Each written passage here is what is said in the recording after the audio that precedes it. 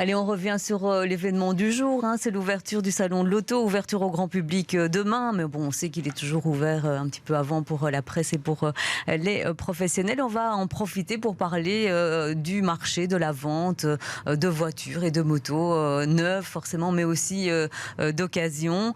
Et donc, c'est Philippe Reyland qui est porte-parole de Traxio, la fédération du secteur automobile, qui est notre invité aujourd'hui. Merci d'être là. Bonjour. Bonjour.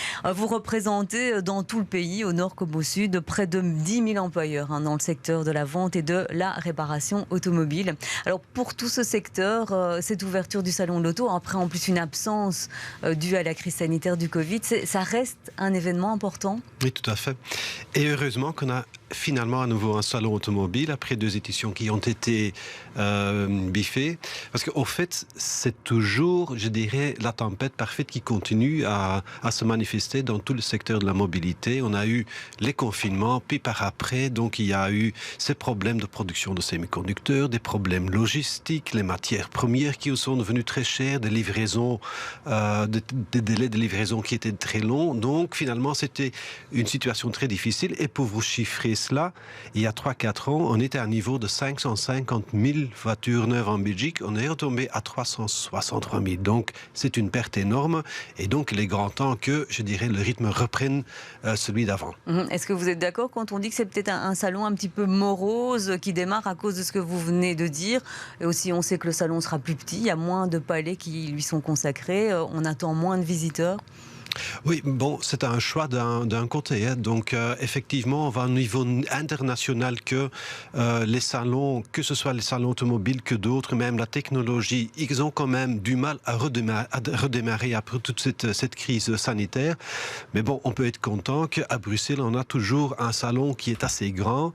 J'ai été à celui de Paris, c'était pas terrible et je vais y aller après cette interview, un peu regarder ce qu'il y a à Bruxelles. À mon avis, ce sera pas mal du tout.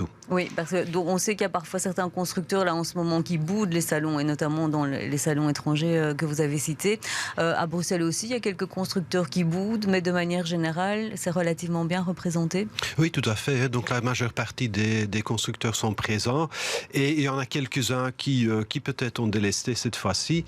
Mais bon, ok, c'est aussi un changement et c'est souvent des décisions de certaines marques qui déjà ne participaient pas pendant quelques éditions déjà.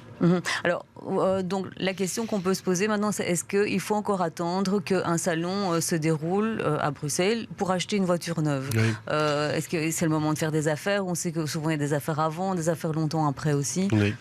Eh bien, on a fait une étude de marché il y a fin novembre et là on remarque quand même auprès du particulier, du consommateur, que le mois de janvier c'est toujours le mois du salon automobile en Belgique. Pourquoi? Parce que évidemment c'est la 100e édition, il y a cette historique qui est important, mais d'autre part aussi en Belgique on vend pour le consommateur, à peu près 30% des ventes, on les réalise dans les premiers mois de l'année.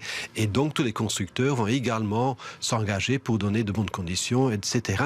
Donc, ça reste toujours psychologiquement un élément très important, c'est ce salon automobile et donc le départ de l'année. Ceux qui ratent le début de l'année, ce sera difficile de rattraper par après. On précise que le porte-parole de Testacha nous a dit exactement à votre place il y a quelques jours que c'était plus nécessairement le meilleur moment pour acheter une voiture, car les conditions salon, elles vont désormais du mois d'octobre à mars ou avril, si je ne me trompe pas. Déjà dans le passé, on avait quelques moments je dirais, de promotionnels. C'était le début d'année, puis vers le mois de juin, mai-juin, et puis la fin de l'année, septembre-octobre. C'est vrai que dans certains cas, il y a les conditions qui se prolongent.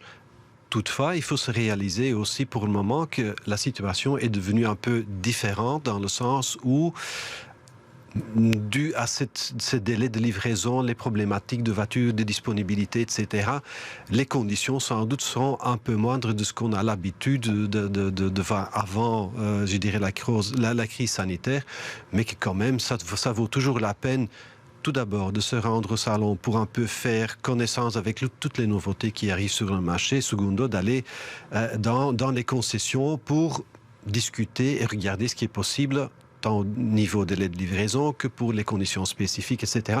Donc, je crois que c'est toujours un moment de s'activer à la recherche de la voiture. Et les délais de livraison dont vous parlez justement, on a parlé du coût des voitures qui a tendance à augmenter aussi à cause du prix aussi des matériaux, du coût de l'énergie. On évalue à 25% l'augmentation du prix des voitures. Est-ce que tout ça, aussi en cette période, ça booste le marché de l'occasion et que le marché de l'occasion, maintenant, on sait qu'il va bien fonctionner aussi grâce au salon? Il y a pour le salon, enfin pour la voiture d'occasion, il y a effectivement, il y a eu ils ont fait un saut, enfin ils ont fait de très belles années avant nous, mais déjà cette année-ci, 2022, l'année écoulée, n'a pas été terrible. Donc on voit quand même que ça commence un petit peu à changer. Les délais de livraison commencent à diminuer et on a bon espoir que, je dirais, si on veut être réaliste, que vers la fin de l'année, on sera plus ou moins à nouveau dans une situation normale comme avant.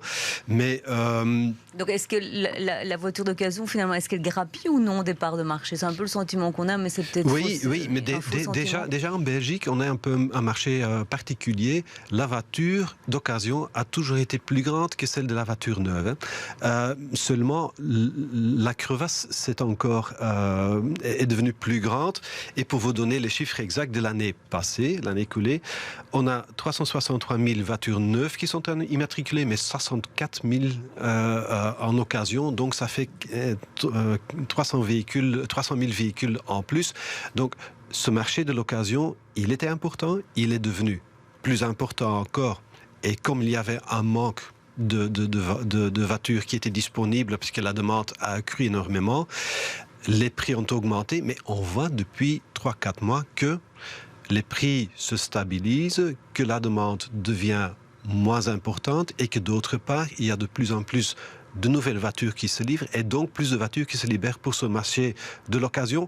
Donc tout doucement, on va vers un équilibre normal à ce niveau et c'est une bonne nouvelle, je pense, pour tout consommateur.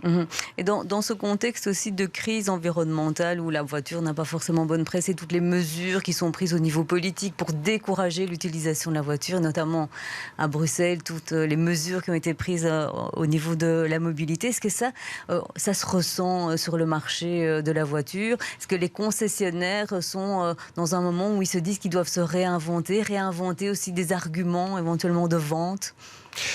Il y a le changement de culture de mobilité, je dirais, qui commence tout doucement à s'introduire, mais ça ne se fait pas à un très grand rythme.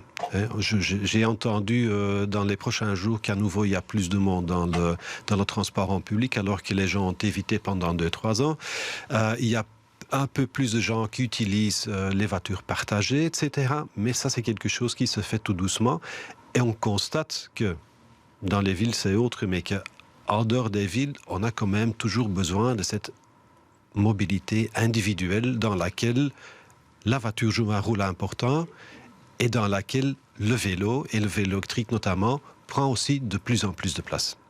Mais donc pour vous, dans les prochaines années, le salon de l'auto est amené à devenir de plus en plus encore un salon de la mobilité. C'était ce qui était expliqué dans le sujet tout à l'heure avec des stands de vélo et d'autres moyens de transport qui vont prendre de plus en plus de place. La voiture sera toujours là? Oui, certainement. Et je dirais qu'on va de plus en plus une espèce de consolidation au niveau de la mobilité individuelle.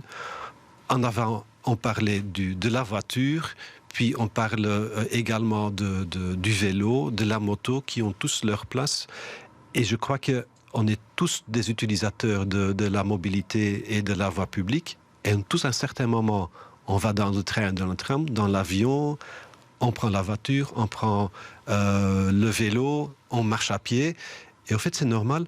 Et je pense que le plus important dans notre société, c'est de garantir que toute personne individuelle peut choisir le mode de transport dont il a besoin à un certain moment et de ne pas empêcher les gens de ne pas le faire. Donc je dirais dans les villes qu'on fasse la promotion du transport en public, c'est logique, mais il ne faut pas éviter non plus que les gens aient une voiture, un vélo, une moto et qu'ils utilisent. Oui, on avait promis qu'on en parlerait, on n'a plus beaucoup de temps, mais un mot peut-être sur le marché de la moto. Il est boosté en ce moment, ce marché, comment il se porte ? C'est-à-dire qu'il est resté assez stable, malgré le fait qu'ils ont eu des problèmes de livraison également, mais c'est un marché qui se porte assez bien pour l'instant. Se fait-il toujours que ce sont les vrais adeptes de la moto traditionnelle et c'est je dirais, des gens qui vieillissent un peu. Hein. J'en suis l'exemple. J'étais journaliste dans mes années quand j'étais très jeune. Maintenant, je suis dans les 50, je roule toujours en moto. Mais les deux sont compatibles. Hein. On peut être journaliste et rouler en deux roues aussi. C'est tout à fait compatible et j'espère pouvoir le faire encore longtemps.